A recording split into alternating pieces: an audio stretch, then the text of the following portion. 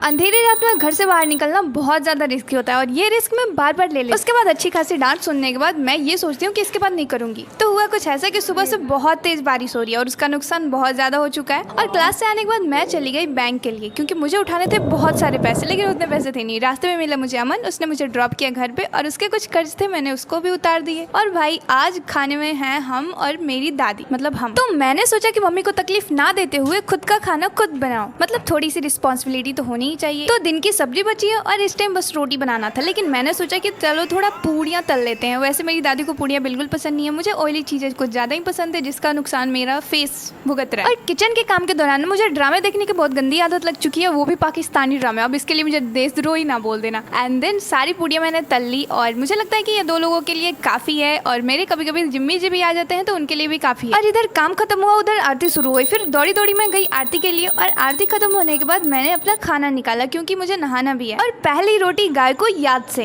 And उसे खाना देने के बाद मैं आ गई दादी को खाना देने के लिए, और उसके बाद मैंने अपना खाना निकाला। और खाना खाने के बाद मैं निकल गई मोर के लिए, क्योंकि जिससे दूध के लिए बोला गया था ना, उन्होंने ना हाँ बोला ना बोला, तो मुझे मजबूरन इस टाइम घर से बाहर निकलना पड़ा और दूध लेकर आई, क्योंकि अगर भगवान के लिए रिस्क लेंगे तो वो हमारे लिए तो रिस्क ले ही सकते हैं। एंड देन मैंने नहा धोआ कर मम्मी को अर्घ दिलाया, और अंधेरे की वजह से सब कुछ दिखाई नहीं दे रहा है। तो आप लोगों को हैप्पी गणेश चतुर्थी। तो मिलते हैं आपसे नेक्स्ट ब्लॉग में, तब तक के लिए bye and thanks for watching. Do like share and subscribe and